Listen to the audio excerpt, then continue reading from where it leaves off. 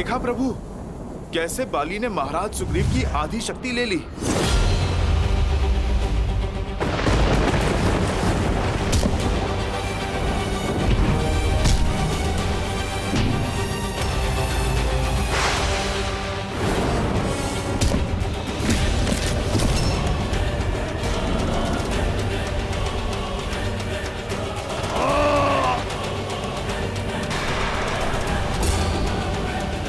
बस इतना ही, और बल लगाओ चित्कार में कायर, और चीखो। तुम्हारी मृत्यु से अधिक प्रसन्नता मुझे तुम्हारी ये पीड़ा देखकर हो रही है। चाहूं तो मैं तुम्हें अभी तिनके की भांति मसल सकता हूं, किंतु मैं ऐसा करूंगा नहीं। जाओ, दूषक की भांति जाकर छिप जाओ अपने बिल में।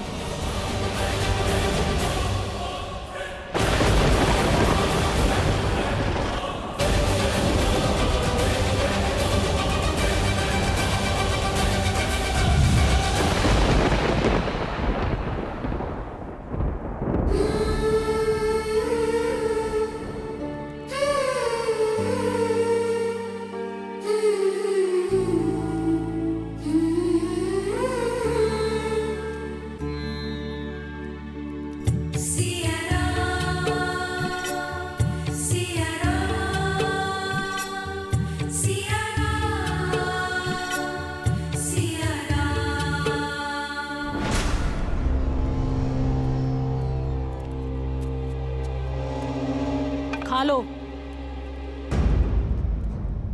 मरना तो है ही, भूखी रहकर क्यों।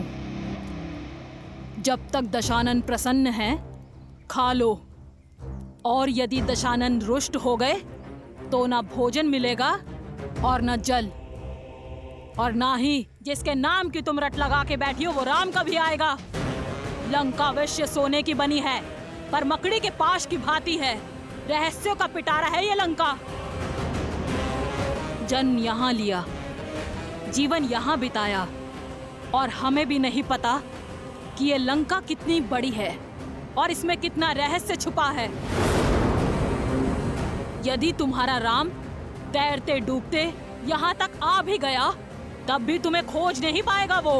दशों लोकों के स्वामी लंकापति महाराज दशानन पधार रहे हैं।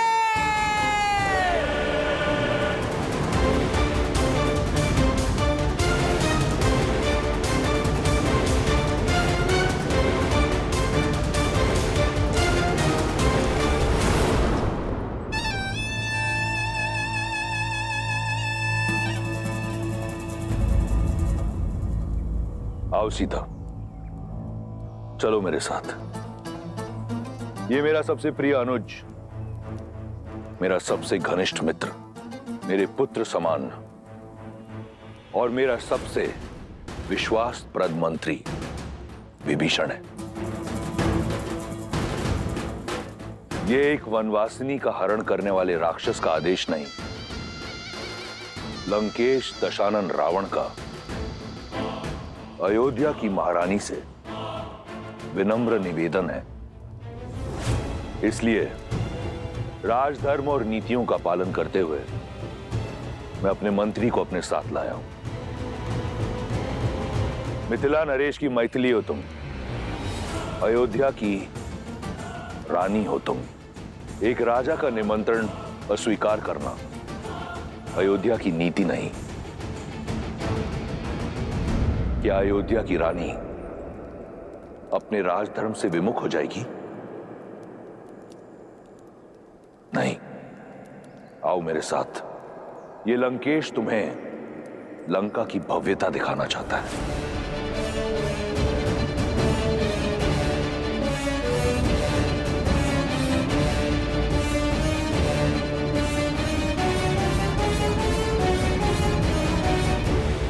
चलो।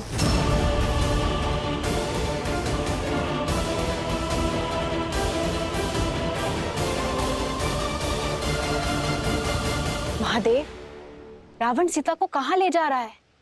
उद्देश्य क्या है उसका? अहंकार।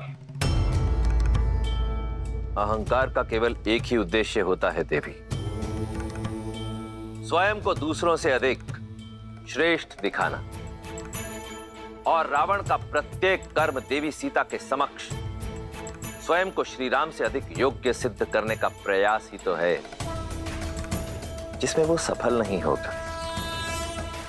क्योंकि मन में मैल लेकर अनुचित कर्म करने का कितना भी प्रयास किया जाए, उसका फल कभी उचित नहीं होता। रही बात देवी सीता की, तो मिथिला से मिले संस्कार और अयोध्या की गरिमा को अपने आंचल में लपेटे प्रभु श्री राम से मिले प्रेम के बल के सहारे देवी सीता हर बाधा को पार कर जाएंगी। एक बात समझ नहीं आई महादेव, जिस राम नाम के सहारे सीता अयोध्या के राज धर्म का मान रखने के लिए रावण जैसे महापापी के साथ जा रही हैं, वही मर्यादा के पर्याय श्री राम ने अपना मित्र धर्म क्यों नहीं निभाया? बाली को मारने का वचन पूर्ण क्यों नहीं किया? मूक दर्शक बन सुग्रीव की व्यथा देखते रहे। क्यों महादेव, क्यों? देवी अत्यंत व्यथित प्रतीत होती हैं। मर्यादा पुरुषोत्तम है श्री राम, और मर्यादा पुरुषोत्तम की मर्यादा पर कभी संदेह नहीं करते देवी।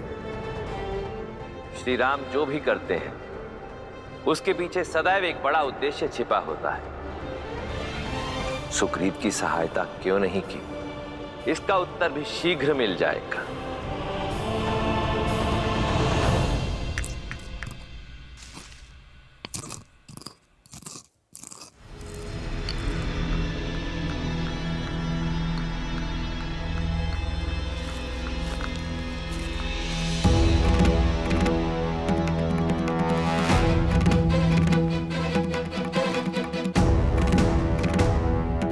मेरे घाव पर औषधि लग रही है अयोध्या कुमार। आप क्या नमक छिड़कने आए हैं? लक्ष्मण, तुम्हें बहुत घमंड था ना अपने भाई की शक्ति पर, लक्ष्य पर। क्या हुआ? बाली को देखकर धनुष उठाने की शक्ति नहीं बची? क्या लक्ष्य नहीं साध पाए उस दूरी से? सुरक्षा का वचन देकर विमुख हो गए आप।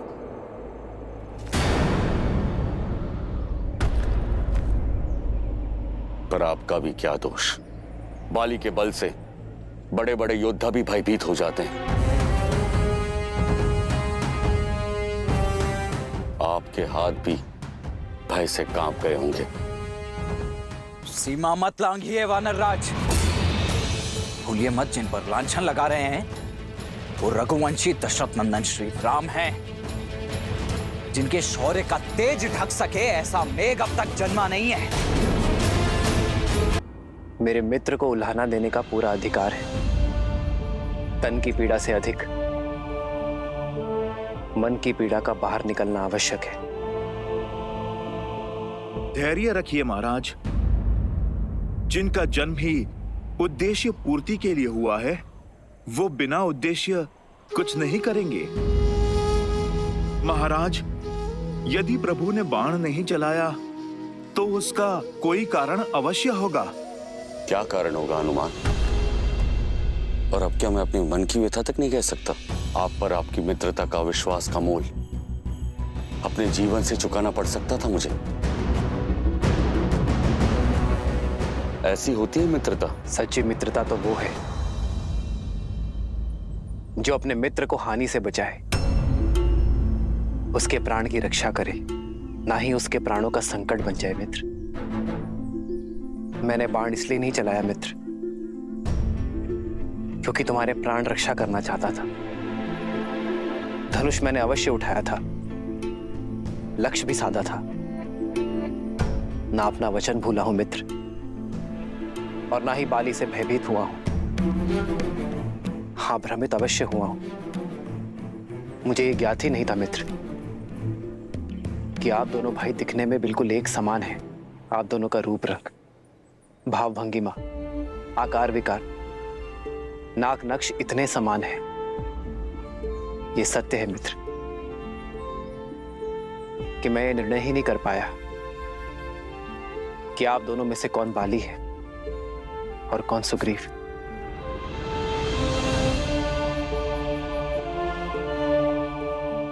भय था मुझे अपने मित्र को खोने का, उसके प्राण हरने का। बाली के स्थान पर यदि मेरे बाण आपको लक्ष्य बना देते तो मैं स्वयं को कभी क्षमा नहीं कर पाता मित्र। बस यही कारण है कि मेरे हाथ रुक गए।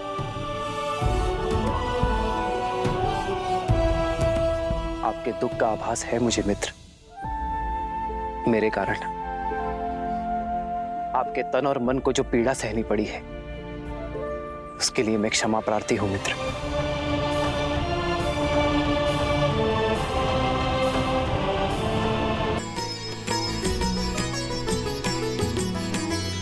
एक रूप तुम भ्राता दो,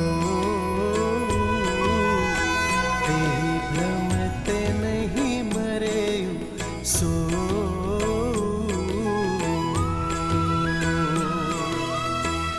कर पर सुग्रीव शरीरा, तनु भाकुलिस गई सब पीरा।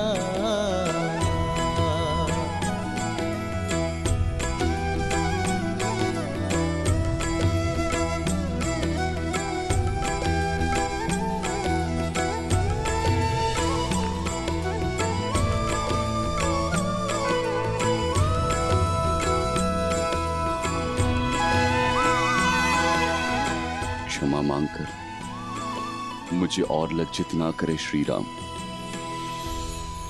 क्षमा तो मैं चाहता हूं अपने अज्ञान के लिए। ये आपका भाव नहीं समझ पाया। मन की पीड़ा आपके शब्दों ने हर ली और तन की पीड़ा तो आपके स्पर्श मात्र से ही समाप्त हो गई। मेरे सारे संशय दूर हो गए, हृदय के सारे द्वंद्व मिट गए। नई चेतना जगाई है आपने। धन्य है श्री राम, धन्य है।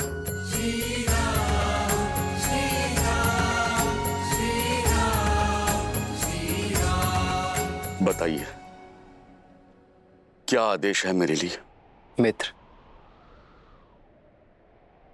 आप बाली को पुनः युद्ध के लिए ललकारेंगे।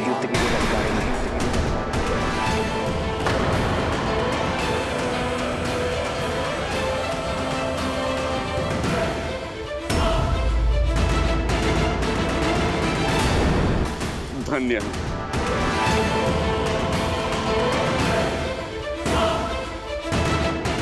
जिनके नाम मात्र से जन्म मरण का भवसागर तर जाए, जिनके दर्शन मात्र से जन्मों का दुख मिट जाए। महाराज, उनके स्पर्श से आपकी पीड़ा तो दूर होनी ही थी। हनुमान, अपने वाक चातुर्य से, अपने प्रेम और अपने आदर से इस नर को नारायण मत बनाओ हनुमान। ये मेरी नहीं, मित्रता की शक्ति है। स्नेह और करुणा रस में डूबी मित्रता अमृत होती है, जो अपने स्पर्श से तन की पीड़ा हर लेती है। ये शक्ति मित्रता की ही है हनुमान, जो एक के बोल दूसरे के मन में उत्साह जगा देते हैं। यदि गुणगान गाना ही है हनुमान, तो मित्रता की करो, क्योंकि मित्रता से बड़ी इस संसार में और कोई शक्ति नहीं है। आप पर, आपकी मित्रता पर संदेह करने का पाप किया है मैंने। मुझे क्षमा कर दीजिए। बताइए क्या आदेश है मेरे लिए? मित्र, आप बाली को पुनः युद्ध के लिए ललकारेंगे।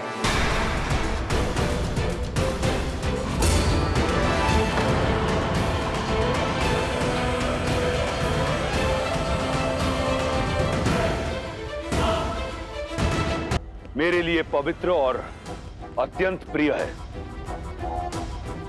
लंका का सभागार देखो, देखो इसकी भव्यता।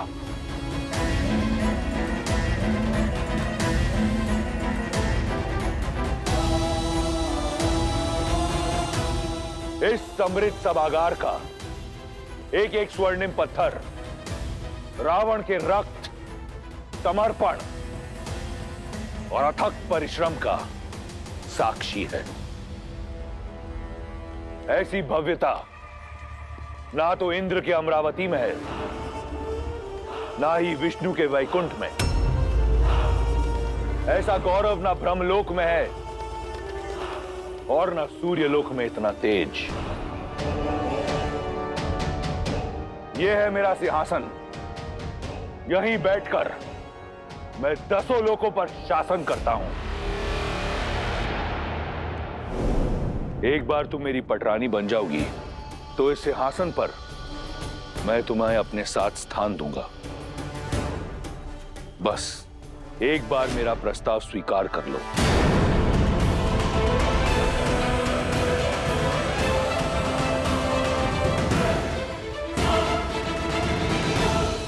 ये सम्मान, ये प्रतिष्ठा मैंने अपने बल पर अर्जित की है।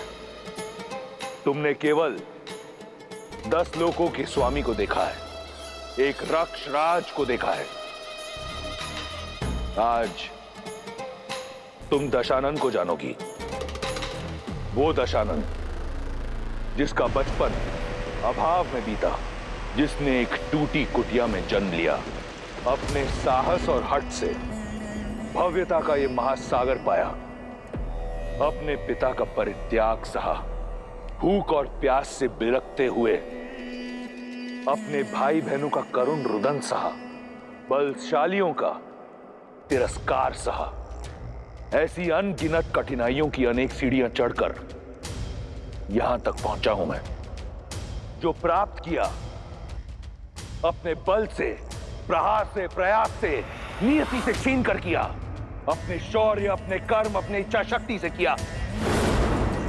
आज जो ये रावण तुम्हारे समक्ष खड़ा है, इसका निर्माता वो परमात्मा नहीं, स्वयं ये रावण है। मैं दशानन स्वयं को लंका का राजा घोषित करता हूं। और ये रावण कुछ नहीं से सब कुछ पाना चाहता है। यही उसकी हद है।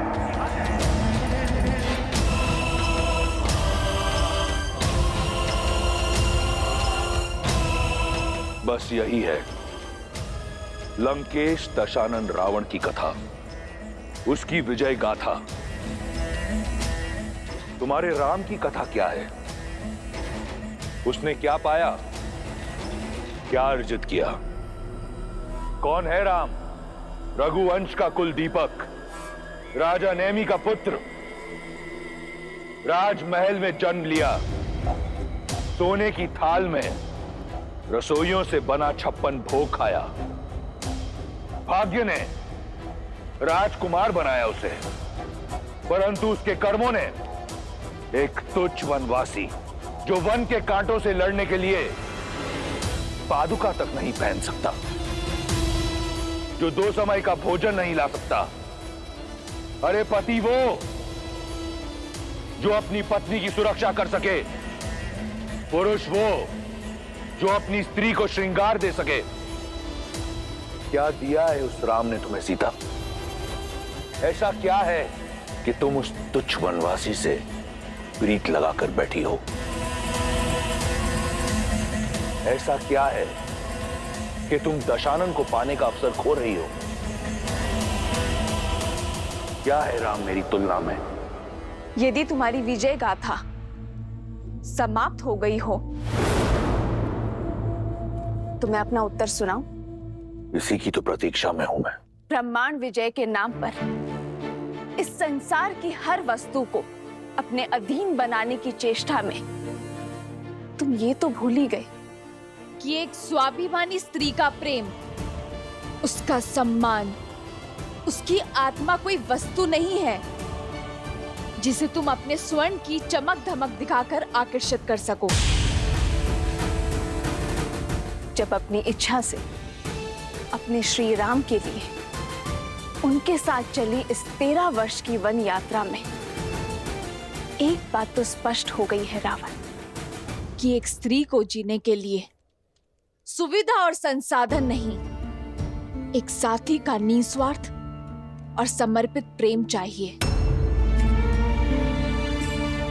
इस संसार में सबसे बहुमूल्य धन है अपने साथी के साथ बिताए हुए सुख के क्षण, और जो क्षण मैंने श्री राम के साथ बिताए हैं उससे अधिक मूल्यवान तो तुम्हारी इस संपूर्ण लंका के स्वर्ण भी नहीं है। सीता की समृद्धि, श्री राम का प्रेम, उनका साथ है।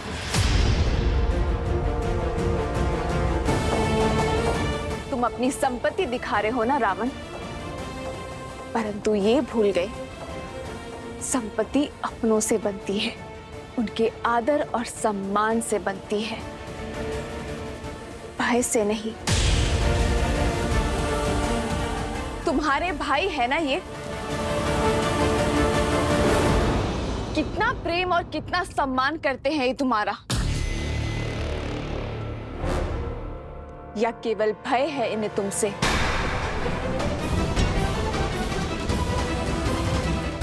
यदि भय ना होता तो तुम्हें भी भरत और लक्ष्मण भैया जैसे भाई होते।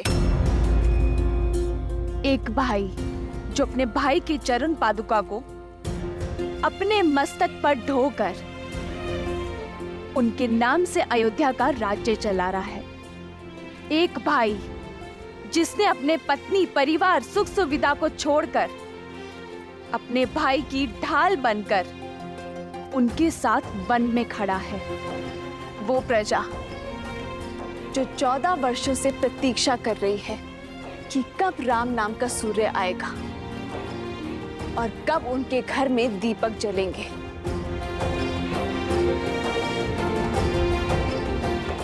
क्या है तुम्हारे पास एक भाई जो केवल भय से तुम्हारे साथ है,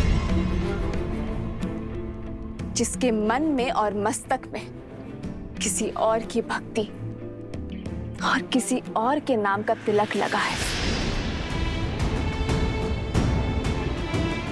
एक वो भाई जिसे लालच के कारण तुमने जीवन भर के लिए निद्रा के पाश में बांध दिया है।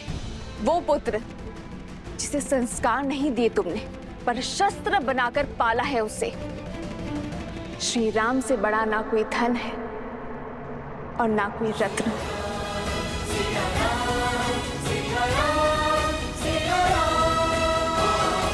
जिस सीता को श्री राम ने अपने हृदय के सिंहासन पर बिठाया हो, उसे तुम इस स्वर्ण सिंहासन का लोभ दे रहे हो। जीते होंगे तुमने लोक,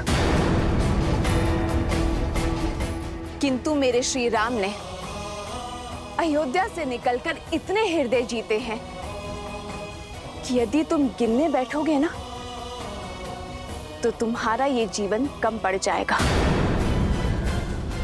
तुम इन स्वर्णिम शिलाओं पर दम ले रहे हो। मेरे श्री राम ने शिलाओं में प्राण दिए हैं। प्रेम वो धागा है, वो बंधन है जो हर लोभ, हर लालसा से परे है। अपनी समृद्धि को बढ़ाने में ध्यान केंद्रित करो रावण, किसी और की स्त्री को अपना बनाने में नहीं, क्योंकि समृद्धि की परिभाषा प्रेम और आदर है, जो मेरे मन में श्री राम के लिए अपार है। अब भी समय शेष है रावण, क्षमा मांग लो मेरे श्री राम से। मुझे ससम्मान पुनः लौटा दो उन्हें और अपने इस सिंहासन पर अपनी पत्नी को ससम्मान स्थान दो। नहीं आएगा तुम्हारा राम, नहीं आएगा तुम्हारा राम। आएंगे, मेरे राम आएंगे। विश्वास को बांध कर रख सके ऐसा कोई पाश नहीं, प्रेम पार ना कर सके ऐसा कोई सागर नहीं। मेरे श्री राम आएंगे मुझे लेने।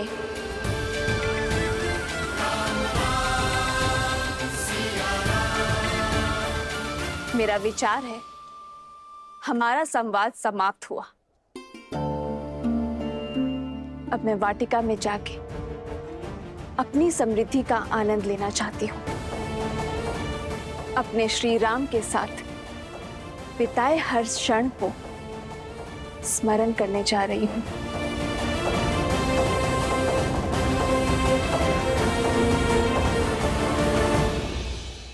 रुको सीता।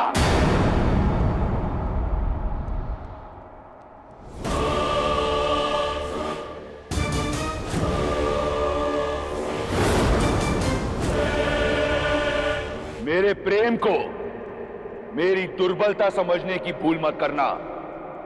मैं तुम्हारे समक्ष प्रेम का निवेदन लेकर आया था। याचना न ये, मेरे भीतर जल रही क्रोध की ज्वाला को मत भड़काओ।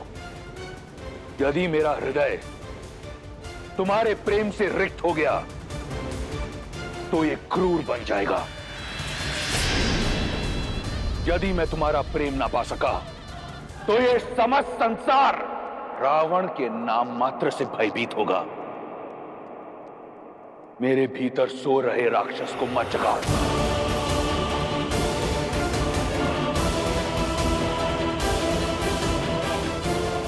जिस रावण के समक्ष तुम राम के गुण गा रही हो वो कोई साधारण राक्षस नहीं, राक्षराज रावण है।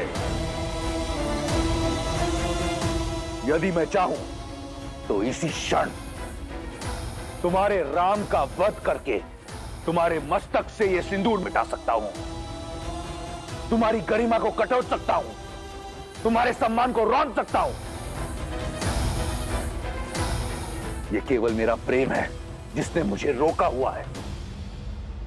आने दो तुम्हारे राम को, मेरा सागर डुबा देगा उसे। स्मृतियां सजाना चाहती हो ना? जाओ, जाकर सजाओ, क्योंकि अब अपने राम को देख तो नहीं पाओगी तुम। विभीषण, इससे पहले कि मैं इसका अध्याय यहीं समाप्त कर दूं, ले जाओ इसे। लंका में तुम्हारे इस भाई का समय समाप्त होते हुए देख सकती हूं मैं।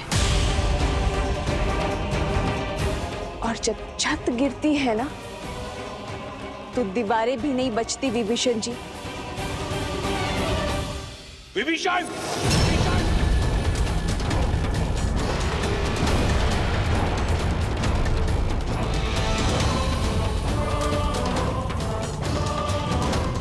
देवी,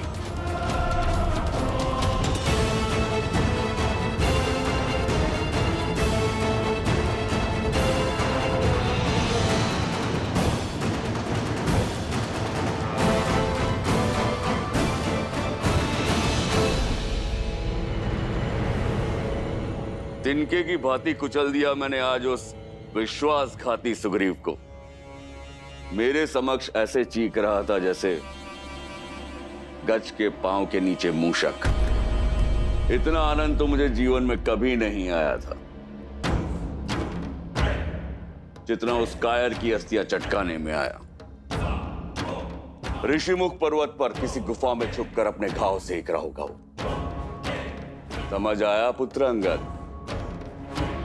ये वीर भोग वसुंधरा है, अर्थात वीर को हर सुख भोगने का अधिकार होता है। बल सदा विजय होता है। अब वो भगोड़ा मुझे अपना मुख कभी नहीं दिखाएगा। बाहर निकल! कहां छुपा बैठा है कायर? बाहर आ, युद्ध कर मुझसे। बाहर आ, युद्ध कर मुझसे।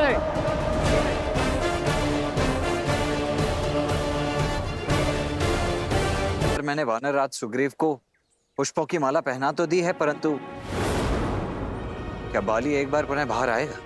अवश्य आएगा लक्ष्मण। उसे सुग्रीव की ललकार नहीं,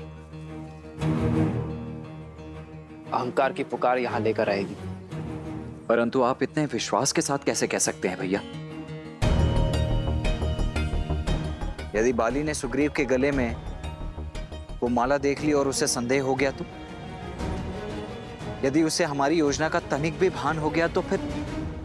अभिमान की पट्टी बहुत गाढ़ी होती है लक्ष्मण, एक बार नेत्रों पर पड़ जाए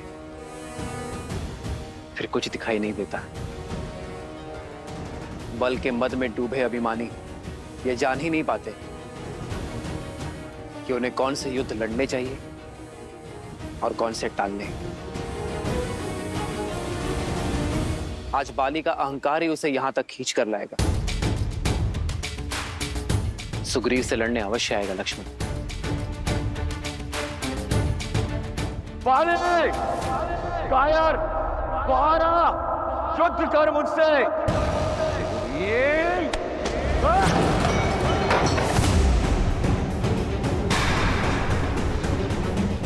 प्रतीत होता है सुग्रीव को हारने में आनंद आने लगा है। एक बार मृत्यु का सामना करके दोबारा लौट आए वो। उसने बाली को ललकारा है। इस बार ये ललकार समाप्त करके ही लौटूंगा। नहीं स्वामी, रुक जाइए। धनिक सोचिए, अभी कुछ प्रहर पहले ही आपसे पराजित और लज्जित होकर गए हैं सुग्रीव, और इतने शीघ्र आकर आपको पुनः ललकार दी है उन्होंने। स्वामी, मुझे शंका हो रही है। शंका ये करो कि इस द्वंद्व के पश्चात वो लौट पाएगा या नहीं। कायर लौट के आया है, अस्थियां तो पहले ही तोड़ चुका हूं। आज उसकी सांसों की माला भी तोड़ दूंगा। समझने का प्रयास कीजिए स्वामी। व्यक्ति ऐसा तभी करता है जब कोई षड्यंत्रघात हो या किसी शक्तिशाली मित्र का साथ हो। और गुप्तचरों ने हमें सूचित भी किया है कि सुग्रीव ने श्री राम के साथ संधि कर ली है। श्री राम की कीर्ति से तो आप भी अनभिज्ञ नहीं हैं। क्या हुआ बाले? भयभीत हो गया क्या? बाहर निकल बाले। कायर, कहाँ चुप के बैठा है? स्वामी, बाले, बाहर आ और लड़ मुझसे।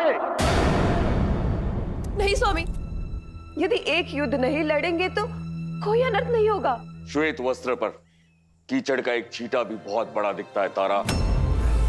यदि मैंने ये युद्ध छोड़ दिया तो मेरी कीर्ति सदा के लिए कलंकित हो जाएगी। युद्ध और द्यूत का निमंत्रण एक राजा कभी नहीं छोड़ सकता। पिताजी, यदि बात आपके स्वाभिमान की है तो आज्ञा दीजिए मुझे। चाचा श्री से लड़ने मैं जाऊंगा। ये तो और बड़ा अप्यक्ष होगा पुत्र। अपने पिता के बल को कम आंकने का दुस्साहस मत करो। किष्किंधा का राजा अपना कर्तव्य अवश्य निभाएगा। आज तो सामने सुग्रीव खड़ा है। कल को यदि युद्ध की ललकार तुमने भी लगाई तो मैं तुमसे भी युद्ध करूंगा। सुग्रीव के गले में पुष्पों की माला है।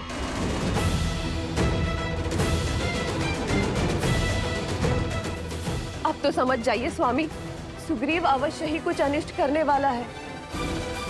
कहीं ये संकेत तो नहीं किसी आघात का? यदि पुष्पों की ये माला राम की कोई योजना भी हुई तो भी मैं बाहर जाऊंगा। सुना है राम के विषय में, वो बड़ा ही पराक्रमी है, न्यायवादी है, मर्यादा का प्रतीक है। सोचो तारा, तुम्हारे बाली का भय एक मर्यादा पुरुषोत्तम से भी अधर्म करवाएगा। सोचो क्या कीर्ति होगी मेरी कि मेरे विरुद्ध राम को षड्यंत्र करना पड़ा। आज या तो सुग्रीव के सांसों की लड़ी टूटेगी या राम के मर्यादा की कड़ी।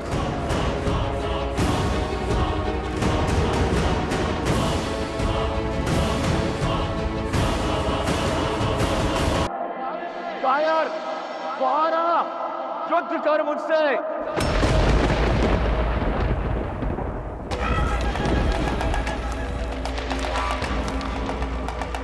अनुचित पुकार है कायर। तूने बाली को नहीं, साक्षात काल को पुकारा है। युद्ध से पहले परिणाम की घोषणा मत करो। परिणाम तो तुम भी जानते हो और मैं भी। तुम्हारी हार। राज, इस हार के पश्चात किष्किंधा में तुम्हारा मरणोत्सव मनेगा।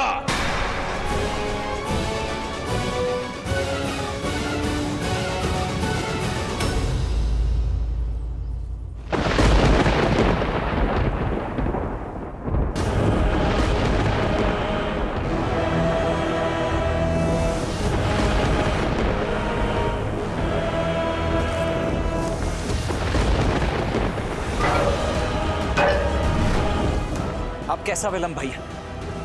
अब तो स्पष्ट दिखाई दे रहा है कि कौन बाली है और कौन सुग्रीव। इससे पूर्व कि कुछ अनिष्ट हो जाए, आप प्रहार कीजिए बाली पर।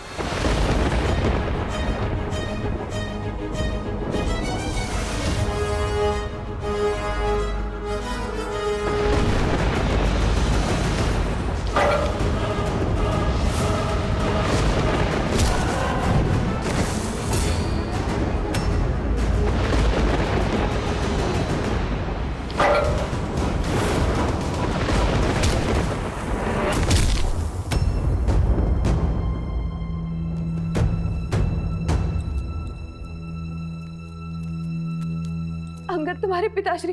माता, पिताश्री के बल पर विश्वास रखिए, सब शुभ ही होगा। कैसे?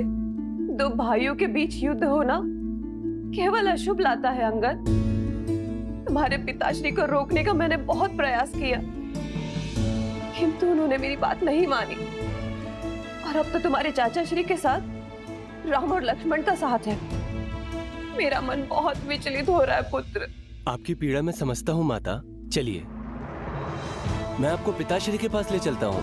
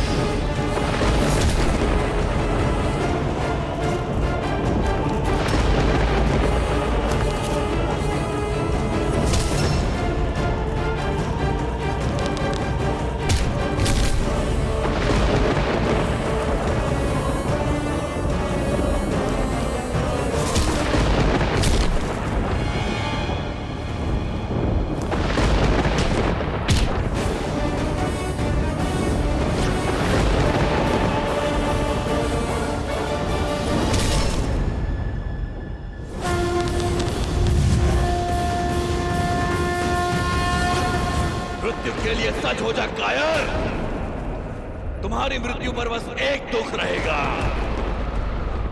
तुम जैसा कायर कभी मेरा भाई था।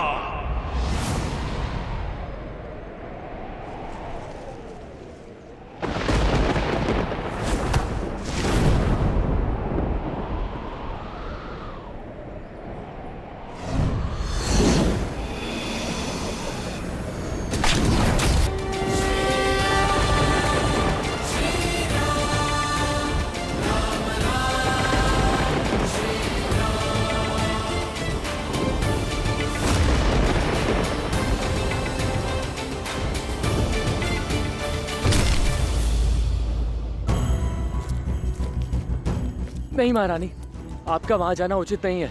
पति है वो मेरे, और वहां जाना मेरा पत्नी धर्म है, और कोई मुझे रोकने का दुस्साहस नहीं करेगा।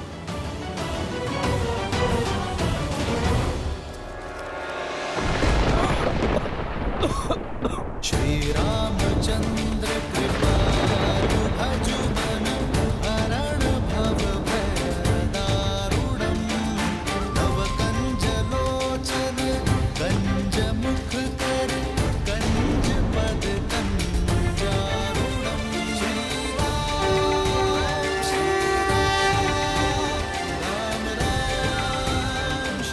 राम। मुझे जीवन दान देने के लिए धन्यवाद श्री राम।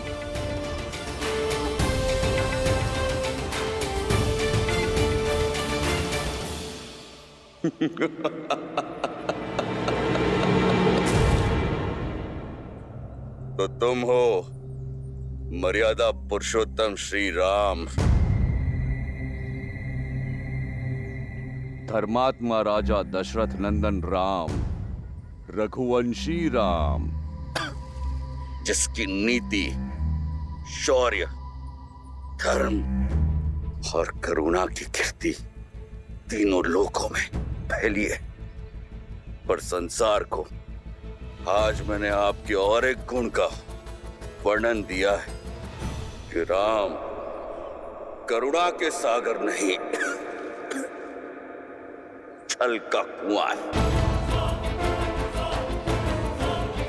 बताइए राम, कहां गया था आपका धर्म जब आपने चोरों की भांति छुपकर मुझ पर वार किया?